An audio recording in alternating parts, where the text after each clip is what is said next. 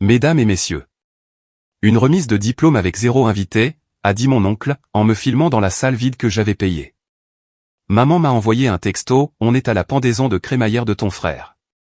Ne sois pas amer. Je t'aime. Puis papa a ajouté, le traiteur est sur ta carte.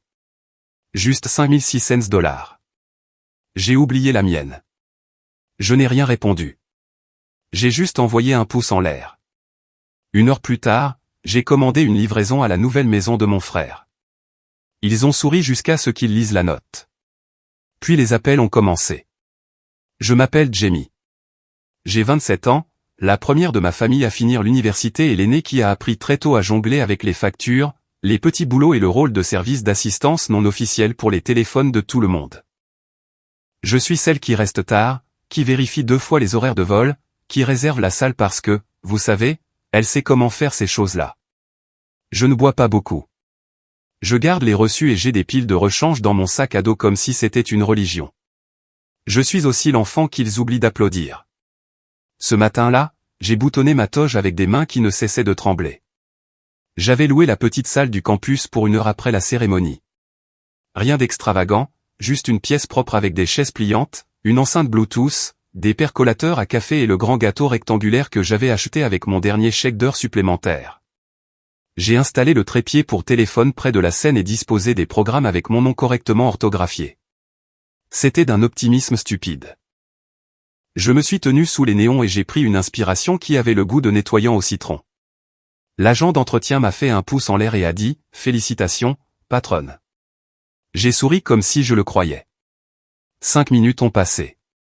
Des étudiants passaient avec leurs parents et des ballons. Chaque vague était comme un rappel. Chaque étreinte, comme un miroir dans lequel je ne pouvais pas entrer. Mon téléphone restait obstinément silencieux. La discussion de groupe où ma famille spammait habituellement des photos de brunch s'était transformée en une bulle bleue inerte. Mesdames et messieurs, une remise de diplôme avec 0 invité, a dit mon oncle, beaucoup trop fort, en me filmant depuis le seuil de la porte comme si j'étais l'observation d'un ovni. Il a balayé du regard les chaises vides et a sifflé. Historique. J'ai fixé l'objectif. Ma gorge s'est asséchée. Il a ri. Je plaisante, gamine. Ils sont en retard. Il a dit ça comme si, en retard, était un endroit où l'on pouvait vivre. J'ai vérifié mon téléphone. Un nouveau texto de maman a allumé l'écran. On est à la pendaison de crémaillère de ton frère. Ne sois pas amer. Je t'aime. Les bulles de saisie sont réapparues. Un autre message a suivi avant que j'aie fini de lire le premier. De papa, le traiteur est sur ta carte. Juste 5600 $. J'ai oublié la mienne. Ma main s'est crispée sur le téléphone. L'écran est devenu flou, puis est redevenu net. J'ai senti le ruban adhésif stupidement bien placé qui tenait la boîte du gâteau se tendre, comme s'il pouvait céder juste à cause de l'air. Mon oncle continuait de filmer. Souris. Je n'ai pas souri. J'ai regardé la scène, la bannière bon marché avec mon nom, la salle vide que j'avais payée, siège par siège. J'ai pensé à la façon dont maman disait toujours, la famille est présente. C'est ça qui compte. J'ai pensé au mois dernier, quand j'ai réparé l'email de papa pendant qu'il me disait que je devrais prendre moins de cours à option et plus de, vrais, cours. J'ai pensé à mon frère qui a eu une nouvelle télé la semaine où j'ai demandé si quelqu'un pouvait m'aider pour les manuels scolaires. Les lumières bourdonnaient. Quelque part dans le couloir, le chariot d'un agent d'entretien a grincé. Dis quelque chose, a dit mon oncle en baissant un peu son téléphone. Pour le vlog, a-t-il précisé. Vlog, comme si c'était un diagnostic. Je t'enverrai le lien, ai-je dit. Il m'a fait un clin d'œil. Voilà. Je me suis assise sur le bord de la Seine. J'ai imaginé ma famille arrivant en retard avec un grand déploiement, prétextant le trafic, le stationnement ou une mauvaise direction. Je les ai imaginés riant et me serrant dans leurs bras comme si la dernière heure n'avait pas eu lieu. Ma poitrine me faisait mal tant cette imagination semblait réelle. 3 autres textos sont arrivés. Tante Léna a envoyé un emoji ballon. Mon frère a envoyé un boomerang de champagne qui saute dans sa nouvelle cuisine. Maman a envoyé une photo d'un plateau de fromage avec la légende « Fier de toi ». Le plateau de fromage était net. Le « toi » ne l'était pas. J'ai inspiré, expiré. L'air sentait le sucre et la poussière. « Tu veux que je coupe le gâteau ?» a demandé mon oncle. « Pas encore » ai-je répondu. Il a regardé sa montre. « Je ne peux pas rester longtemps. Le trafic. » Je me suis levé et j'ai ajusté la bannière, parce que c'est ce que je fais quand les choses s'effondrent. Je redresse des choses plus petites en prétendant que ça aide. L'enceinte Bluetooth s'est reconnectée d'elle-même avec un joyeux carillon. Quelque part dans le bâtiment, une autre famille applaudissait. Mes mains se sont remises à trembler, cette fois avec une énergie plus froide. J'ai posé le téléphone face contre la table. Je n'ai répondu à personne. Je ne leur ai pas demandé de venir. Je n'ai pas supplié. J'ai juste écouté le bourdonnement des néons et le petit son aigu de mon cœur qui essayait de se taire. Mon oncle a filmé un dernier lamp panoramique et a dit assez doucement pour que je le manque presque, « Public difficile ». J'ai hoché la tête. Ouais. Il est parti. La porte s'est refermée et la pièce vide a résonné comme une déclaration. J'ai fixé le gâteau. J'ai pensé à le couper en rectangle parfait et à le mettre en boîte. Comme si la proximité pouvait être rationnée si l'on coupait soigneusement. Je n'ai pas bougé. Quand l'heure s'est écoulée, j'ai empilé les chaises que j'avais installées pour eux. J'ai plié la bannière et les glissé dans mon sac à dos avec le soin qu'on accorde aux souvenirs. J'ai marché jusqu'à la porte, éteint la lumière et laissé l'obscurité dire la vérité que la discussion de groupe ne dirait pas. Je n'ai pas pleuré. Je n'ai rien posté. Je suis juste resté dans le couloir et j'ai laissé le silence s'installer sur moi comme un manteau que j'aurais dû enfiler il y a des années. La spécialité de ma famille a toujours été de prétendre que la grange n'est pas en feu tout en me demandant de tenir le tuyau d'arrosage et de payer la facture d'eau. Maman dit que je suis doué avec l'argent, ce qui, dans notre maison, se traduit par « c'est toi qui encaisses le coup ». Papa m'appelle « responsable », ce qui signifie qu'il s'attend à ce que je sois un échafaudage silencieux autour des choix des autres. Mon frère Nico m'appelle « la banque ». Parfois, il le dit en plaisantant. Parfois, il oublie de rire. Ça a commencé petit. De l'argent pour l'essence, juste pour cette fois. Une facture de téléphone qui, bizarrement, n'a pas été payée automatiquement. Un acompte pour la couronne dentaire de maman que l'assurance remboursera le mois prochain. Le mois prochain est devenu un mode de vie, puis une tradition, puis une règle que je n'avais pas le droit d'enfreindre.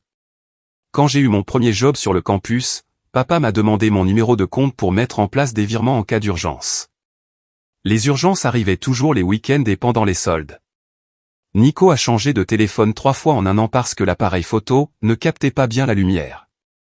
Mon nom était sur 2 lignes téléphoniques familiales, un abonnement à la salle de sport et la carte Costco. Quand j'ai fait remarquer que je payais aussi mon loyer, mes frais de scolarité et le cours d'été qui me permettraient d'obtenir mon diplôme à temps, maman a cligné des yeux comme si je venais de lui apprendre que l'eau mouillait. On est une famille, a-t-elle dit. On s'entraide. J'ai appris à ne pas discuter. Si je résistais, le vocabulaire changeait, ingrate, dramatique, égoïste. Si je restais silencieuse, le vocabulaire changeait aussi, fière, notre rock, si généreuse. L'éloge était toujours le reçu d'une future dépense. Quand Nico a eu sa promotion au concessionnaire, un travail que papa lui a trouvé après que 3 autres emplois n'aient pas correspondu, nous avons organisé une fête dans le jardin. J'ai fait les grillades. J'ai acheté les guirlandes lumineuses. J'ai remboursé le voisin par virement pour les tables supplémentaires. À minuit, Nico a bu un verre et a dit « Désolé de te demander, la banque, mais je suis un peu à sec ce mois-ci. » Il a dit ça dans mes cheveux, comme si c'était un toast.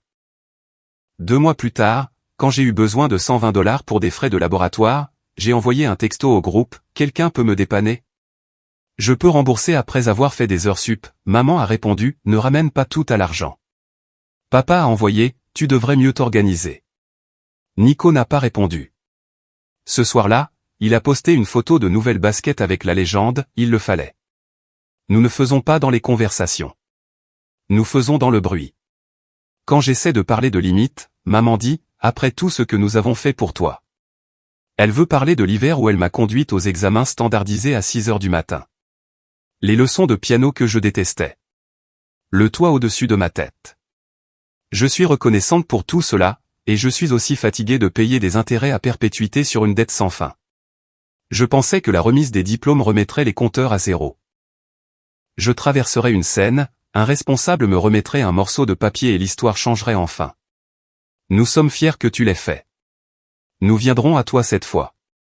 Au lieu de cela, Nico a programmé sa pendaison de crémaillère le même jour. Il a dit que la date était bloquée avec le traiteur et que tout le monde avait déjà répondu présent. Comme si cela le surprenait.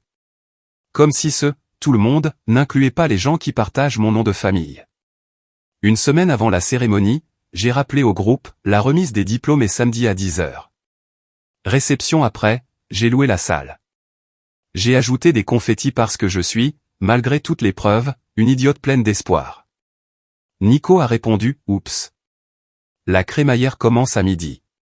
On passera si on peut. Maman, ne sois pas si rigide. Ce n'est qu'une marche sur une scène. Papa, Jamie, ne commence pas. On se voit plus tard. Plus tard, dans notre famille, est un lieu qui se situe juste à côté de « jamais ». Cette nuit-là, j'ai imprimé mon nom sur de petits cartons de table en lettres soignées et j'ai emballé des fourchettes en plastique. J'ai repassé la toge que j'avais empruntée à une amie. J'ai fait une playlist pour que la pièce ne semble pas vide pendant que les gens me serraient dans leurs bras. Le jour est arrivé. Vous connaissez la suite. La salle vide, l'appareil photo de mon oncle, le texto de maman depuis un îlot de cuisine qui n'était pas le mien. L'aspect financier m'a frappé plus lentement que le silence. Au début, le message de papa, le traiteur est sur ta carte, m'a semblé être une faute de frappe, une mauvaise blague qu'il corrigerait avec un « Ah, ma faute ». Puis je me suis souvenu que le mois dernier, il m'avait demandé ma nouvelle carte pour réserver, ta toge et ton mortier, parce que, le site web était bizarre sur mon ordinateur portable. J'avais raccroché en me sentant chaleureuse et incluse. Il avait pris une photo de ma carte sur la table de la salle à manger, pour ne pas l'égarer. Je m'étais dit que ce n'était pas grave, que c'était, juste pour les frais. Si vous n'avez jamais ressenti cette nausée, cette sensation d'apesanteur en sachant qu'un numéro qui vous appartient nourrit actuellement la bouche de quelqu'un d'autre, laissez-moi vous le dire, votre cage thoracique l'entend en premier. Je n'ai pas répondu. Je n'ai pas dit non. Je n'ai rien dit. Mon cerveau a fait le calcul en arrière-plan comme une mauvaise application. 5600 $, c'est des mois de loyer. C'est une voiture qui démarre. Ce sont les intérêts que j'essaie de fuir avec des petits boulots qui me brûlent les yeux. Sur le chemin du retour, le pompon se balançant stupidement contre mon épaule, j'ai parcouru les stories de Nico. Nouveau canapé, nouvelle télé, des gens applaudissant sous des guirlandes lumineuses. Il a légendé un clip, la famille d'abord. Maman a commenté, toujours. Papa a ajouté un emoji de feu. J'ai posé le téléphone et j'ai fixé le mur. J'ai essayé de respirer d'une manière qui ne ressemble pas à une supplication. Ma tante a appelé. J'ai vu les stories, a-t-elle dit doucement. Comment vas-tu? Bien, ai-je menti. Ta mère dit que tu es susceptible. Elle dit aussi de te dire de ne pas les embarrasser avec une scène. J'ai regardé ma cuisine vide. Je ne suis pas à leur fête, n'est-ce pas? Ma tante a dit, c'est pour ça qu'ils sont inquiets. Cette nuit-là, j'ai étalé une pile de relevés bancaires sur ma table comme une carte. Mon nom, leurs dépenses. Ma carte, leur dîner. J'ai surligné les dates avec un stylo jaune terne qui crissait sur le papier. Je pouvais entendre ma propre respiration se faire plus mince. Il y a des moments où votre vie vous tape poliment sur l'épaule pour attirer votre attention. Et puis il y a des moments où elle vous saisit le visage. Celui-ci a fait les deux. J'ai pensé à tous les petits, bien sûr, tous les, ce n'est pas grave, tous les, ne t'inquiète pas, et à la façon dont ces mots avaient pavé la route jusqu'à une salle vide que j'avais payée. Nico a posté un boomerang de Jean Trinquant. Ma mère a écrit, si fière de ce que nous avons construit. J'ai ri à voix haute, un petit aboiement qui m'a surprise. J'ai ouvert la discussion de groupe familial. Mes doigts ont plané au-dessus du clavier. Je n'ai rien tapé. Je n'ai rien effacé. J'ai fixé l'écran jusqu'à ce qu'il s'assombrisse et me montre mon propre visage. Fatigué et trop vieille autour des yeux. Puis j'ai retourné les relevés. J'ai écrit une phrase sur un post-it, simple et vrai. Je l'ai glissé dans ma poche comme un interrupteur que je n'étais pas prête à actionner. À midi, la pendaison de crémaillère battait son plein. Mes notifications pulsaient comme une migraine. Visite du salon, tour du garde-manger, un zoom lent sur un plateau de charcuterie assez grand pour servir de table basse. Nico s'est filmé en train d'ouvrir mon cadeau, qui était en fait la friteuse à air que je lui avais achetée 2 mois plus tôt quand il avait dit que son four chauffait trop fort. Il l'a brandi et a crié, la banque a assuré. Il a fait un clin d'œil à la caméra. Je plaisante. En quelque sorte. Je me suis assise par terre dans mon appartement avec les relevés en une pile soignée et mon ordinateur portable ouvert sur la page de fraude de ma banque. Puis je l'ai refermé. Je n'étais pas prête à être une histoire où je règle le problème en silence et où personne n'apprend rien. J'ai commandé une livraison à la nouvelle maison de mon frère. Pas de pizza, pas de fleurs. J'ai commandé 6 boîtes d'expédition ordinaires de la même société de location qui avait livré ses tabourets de bar. Dans chaque boîte, j'ai placé des copies en couleur, avec des onglets de chaque dépense que j'avais couverte au cours des 4 dernières années. Les avances de loyer, les téléphones, le dentiste, les urgences, les « oups », chaque virement, chaque texto où quelqu'un écrivait « on te remboursera ». Par-dessus, j'ai mis un résumé plastifié d'une page. Toto par personne, toto par catégorie, toto par mois. En bas, j'ai imprimé un code QR qui renvoyait à un dossier Google Drive intitulé « Reçu ». Et puis la note, la même phrase que j'avais écrite en minuscule la nuit précédente. Je l'ai imprimée en grand cette fois, ceci est la dernière chose que je paierai jamais. Le coursier a demandé si je voulais un message cadeau. J'ai dit oui. J'ai tapé « Félicitations pour votre nouvelle maison. Veuillez retourner ce que vous devez à l'adresse indiquée. » Jamie. 1 heure plus tard, Nico a posté une vidéo de l'arrivée des boîtes. Les gens applaudissaient comme si c'était des meubles. Il a ouvert le ruban adhésif avec un couteau à beurre. Toujours en filmant, toujours souriant. Le sourire s'est figé quand il a vu la première page. Quelqu'un hors champ a dit « mec ». Une autre voix a ri, puis s'est tue. La pièce est devenue silencieuse. Il a feuilleté page après page. La caméra a tremblé, puis l'image s'est coupée. 30 secondes plus tard, maman a appelé. J'ai laissé sonner. Elle a texté, « Qu'est-ce que c'est que ça? Reprends-les. Tu gâches la journée de ton frère. Papa, il faut qu'on parle maintenant. Nico, qu'est-ce qui ne va pas chez toi? » Je n'ai pas répondu. Au lieu de cela, j'ai ouvert la discussion de groupe familial, j'ai joint le PDF du résumé et j'ai écrit une phrase, à compter d'aujourd'hui, mes cartes sont gelées, mes comptes sont bloqués et mon numéro n'est plus disponible pour les urgences. Maman a répondu instantanément, ne sois pas dramatique. Papa a écrit, ta mère pleure. Règle ça. Un cousin dont je n'avais pas eu de nouvelles depuis des mois a ajouté, waouh, c'est dur. J'ai pris une photo du gâteau qui était encore dans mon frigo, intact à l'exception d'une trace de fourchette sur le glaçage où ma main avait glissé. Je ne l'ai pas envoyé. Je n'ai rien envoyé. Le téléphone a de nouveau sonné. Tante Léna. J'ai décroché. Tu es en sécurité, a-t-elle demandé doucement. Ouais. J'ai vu le PDF. Elle a laissé échapper un sifflement bas. Ce n'est pas mesquin. C'est un livre de contes. J'en ai fini, ai-je dit. Elle a fait une pause. Ils sont sur le point de faire de toi la méchante d'un film qu'ils ont écrit il y a des années. Garde tout. Capture d'écran, messages vocaux, date. Je les ai, ai-je dit. Et c'était vrai. J'avais étiqueté des dossiers. J'avais appris en étant la personne qui se souvient où sont les piles. Le groupe de discussion a commencé à s'inonder. Des disputes en majuscules. Maman m'appelant par mon nom complet, comme elle le fait quand elle veut me faire sentir petite. Papa invoquant le respect. Nico répétant sans cesse, une famille ne fait pas ça. J'ai ouvert mon application bancaire. J'ai signalé une fraude pour la charge du traiteur. J'ai ajouté une note, carte photographiée sans permission.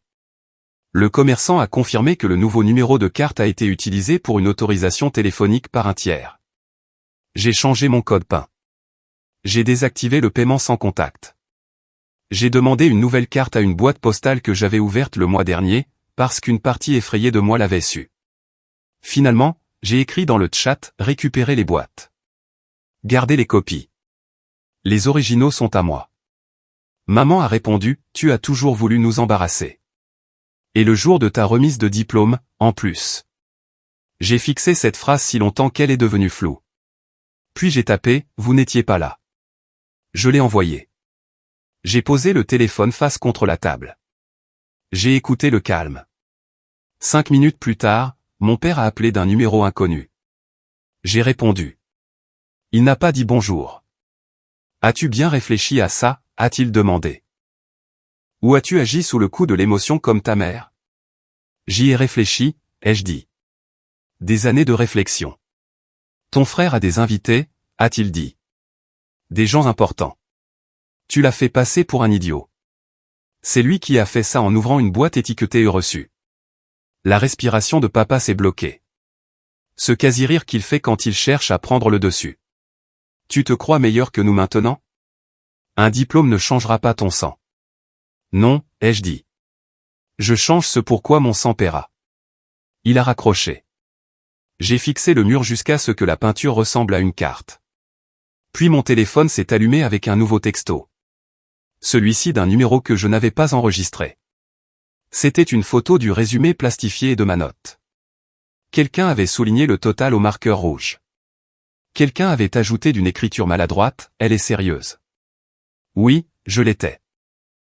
Je pensais que je me sentirais vide. Au lieu de cela, je me sentais calme. Pas heureuse, pas triste, juste un silence pur là où il y avait autrefois un vacarme. Les premières 24 heures ont été bruyantes, quoi qu'il en soit. Maman a appelé ma tante. Ma tante m'a appelé. Papa a appelé mon patron pour discuter du comportement de Jamie, ce que mon patron a rapidement balayé d'un « nous n'allons pas faire ça ».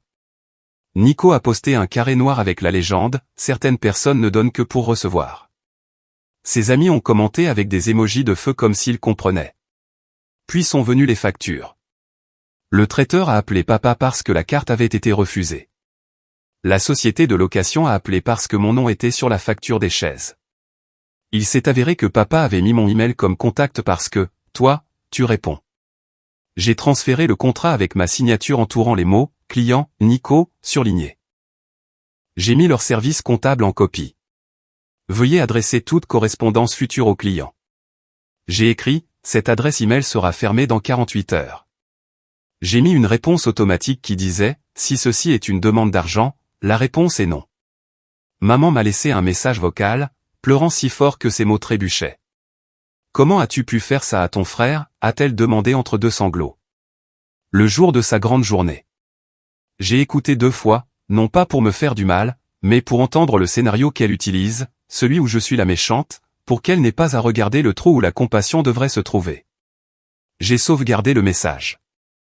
J'ai tout sauvegardé. Au travail, le lundi, mon superviseur a apporté des donuts avec un post-it qui disait « Fier de toi, la diplômée ». Je suis resté dans la salle de pause et je l'ai lu 3 fois. La gentillesse a desserré quelque chose dans ma poitrine que je n'avais pas réalisé avoir serré en un nœud. Une camarade de classe m'a envoyé une photo de la remise des diplômes. Moi sur scène, la main tendue, souriant comme si je méritais vraiment ce moment. Elle a écrit « Ton discours était mon préféré ». Je n'avais pas fait de discours, mais j'ai quand même fait une capture d'écran du message, juste pour me souvenir que quelqu'un m'avait vu dans cette salle. Cette nuit-là, j'ai bloqué la moitié de ma famille. Pas par dépit, par survie. J'ai laissé ma tante et un cousin débloqués parce qu'ils parlent comme des êtres humains. J'ai mis la discussion de groupe en sourdine. J'ai retourné mon téléphone et le calme est devenu un endroit où je pouvais vivre. Mercredi, une enveloppe est arrivée à ma boîte postale. À l'intérieur, un chèque de papa de 400 $ avec un post-it, un geste symbolique. Passons à autre chose. Il l'avait écrit avec cette écriture autoritaire qu'il utilise quand il veut qu'on le crédite d'être raisonnable. J'ai regardé le chèque pendant un long moment, non pas pour l'argent, mais pour la forme des mots. Geste symbolique. Passons à autre chose. Il voulait dire, accepte des miettes et prétend que c'est un dîner. Il voulait dire, oublie le reste. J'ai renvoyé le chèque par la poste avec une copie de la première page du résumé et une lettre polie. Les paiements doivent être effectués en totalité ou en versement convenu. Les gestes partiels sans reconnaissance de la dette seront retournés. Veuillez consulter les totaux détaillés. J'ai de nouveau ajouté un code QR, parce que si j'ai appris quelque chose, c'est que les gens ne lisent pas à moins que le lien ne soit un grand carré. Nico m'a envoyé un texto d'un nouveau numéro. Tu ruines la santé de maman. Puis, 30 minutes plus tard, il a envoyé une photo d'une montre avec la légende « Fais-toi plaisir quand la vie craint ». Je n'ai pas répondu. Je n'en avais pas besoin. Un ami commun l'a fait dans ses commentaires, peut-être que tu devrais faire plaisir à ta sœur en la remboursant. Le commentaire a eu des likes. Puis le silence s'est fait. Une semaine plus tard, maman a appelé depuis le téléphone de tante Léna. J'ai répondu parce que je fais confiance à Léna pour raccrocher à ma place si ça tourne mal. Maman a commencé doucement. On est une famille, a-t-elle dit. C'est moche. Oui, ça l'est, ai-je dit. C'est devenu moche lentement, pendant longtemps. Elle a soupiré. Ton frère subit beaucoup de pression. Moi aussi, ai-je dit. Silence. Alors tu nous as embarrassés. Vous avez ignoré ma remise de diplôme et mis une facture de $5600 sur ma carte. J'ai gardé ma voix égale. J'ai rendu l'ignorance. Elle a changé de tactique. Que vont penser les gens? Que j'ai un diplôme, ai-je dit. Et que j'ai enfin appris les maths. Elle a fait un bruit comme une porte qui se ferme et a raccroché. Après ça, le temps a changé. Des cousins ont commencé à m'envoyer des textos discrètement. Pas tous, mais assez. Hey, j'ai vu ce qui s'est passé. Je suis désolé. L'un d'eux a envoyé $50 avec une note qui disait « pour le gâteau qu'on aurait dû manger ». J'ai pleuré à ce moment-là, enfin, pendant 10 secondes dans ma cuisine, le front contre le placard, parce que le deuil s'échappe des endroits les plus étranges. Le jour où ma nouvelle carte est arrivée, je l'ai mise dans mon portefeuille et j'ai senti un tout petit déclic à l'intérieur de moi. Une réinitialisation qu'on n'entend que lorsque le bruit s'arrête. J'ai fait un budget intitulé « Moi ». Poste de dépenses, loyer, épargne, première séance de thérapie, un vrai café avec un ami où je ne regarde pas le prix. C'était à la fois ridicule et sacré. J'ai aussi envoyé à Nico une lettre de mise en demeure formelle. Pas d'un avocat, juste de moi, mais avec le ton d'une personne qui sait chercher sur Google, date d'échéance, montant, conséquences. Pas des menaces, juste des limites fermes et concrètes. Il a répondu, « Lol, tu vas faire quoi, me poursuivre en justice ?» J'ai archivé la conversation. Les actions sont plus silencieuses que les disputes. 2 vendredis plus tard, je suis allé à une petite fête dans le jardin organisé par mon département. Quelqu'un a porté un toast aux diplômés. Les gens ont applaudi. C'était normal et gentil, et si différent de ma famille que mon corps ne savait pas où mettre ce sentiment. Un professeur qui ne dit jamais rien de personnel m'a dit « Vous avez mérité tout ça ». Je l'ai un peu cru. À 23h, mon téléphone a vibré. Une vidéo de la pendaison de crémaillère est apparue dans mes messages privés. Quelqu'un avait enregistré l'écran au moment où Nico ouvrait les boîtes. On peut voir la seconde exacte où son sourire disparaît. On peut entendre quelqu'un chuchoter, c'est beaucoup. On peut le voir laisser tomber les pages comme si elles le brûlaient. Je ne me suis pas sentie triomphante. Je me suis sentie juste. Je suis rentré chez moi et j'ai dormi toute la nuit pour la première fois depuis des mois. Voici la partie à laquelle je ne m'attendais pas. Le vide que la famille a laissé n'était pas vide. Il s'est rempli rapidement d'autres choses. Des promenades matinales, un renouvellement de cartes de bibliothèque, une sitcom stupide qui m'a fait rire si fort que je me suis fait peur. Un café avec ma tante où nous n'avons pas prononcé le mot « Nico » une seule fois. Un message sur LinkedIn à propos d'un stage qui s'est transformé en un entretien d'embauche qui s'est transformé en moi pleurant dans les toilettes parce que parfois, les bonnes nouvelles font mal quand on n'y est pas habitué. Maman a envoyé un dernier message par l'intermédiaire de Léna. « Tu nous manques » a-t-elle dit. Comme si me manquer est une chose que l'on peut faire sans me voir. Ton frère dit qu'il appellera. J'ai répondu par 3 lignes. Les paiements vont à la boîte postale. Les limites restent. Je vous aime, mais de loin. Ce n'était pas cruel. C'était clair. Quand le premier versement de papa est enfin arrivé, un montant réel avec une virgule, j'en ai pris une photo et je l'ai classée dans « Reçu entrant ». Je n'ai rien posté. Je n'ai rien dit à personne, sauf à Léna. Elle a répondu avec 3 émojis d'applaudissements, puis « Fier de toi ». Sur mon frigo, j'ai scotché la phrase plastifiée « Ceci est la dernière chose que je paierai jamais ». Elle avait l'air autoritaire, un peu triste et exactement juste. Je n'arrête pas de penser à cette salle vide. La façon dont la lumière frappait le gâteau, la façon dont la bannière s'est pliée dans mon sac à dos et est rentrée à la maison sans aucune empreinte digitale qui ne soit pas la mienne. Pendant un temps, cette pièce m'a semblé être la preuve que je ne comptais pas. Maintenant, elle me semble être un moment où je suis resté seul debout sans tomber. Les gens me demandent ce qui s'est passé avec ma famille et je réponds que nous faisons une pause. C'est vrai. Nous sommes dans une longue pause silencieuse où je vis comme une personne et où ils apprennent que mes poches ne sont pas une propriété publique. Peut-être qu'ils n'apprendront pas. Ce n'est pas grave. Moi, j'ai appris. L'argent se réglera, par un plan ou par le silence. Quoi qu'il en soit, j'ai cessé de payer pour leurs leçons. J'ai cessé de payer pour leurs applaudissements. J'ai cessé de payer pour l'idée qu'être aimé signifie être vidé. Une semaine après avoir commencé mon nouveau travail, la responsable des RH a fait glisser un papier sur le bureau. Bénéficiaire, a-t-elle demandé. J'ai écrit mon propre nom sur la ligne qui allait autrefois à la famille. J'ai mis tante Léna comme bénéficiaire secondaire. J'ai senti le stylo trembler un peu, puis se stabiliser. Si vous voulez une morale, elle est ennuyeuse et solide. Vous avez le droit d'être généreux après être en sécurité.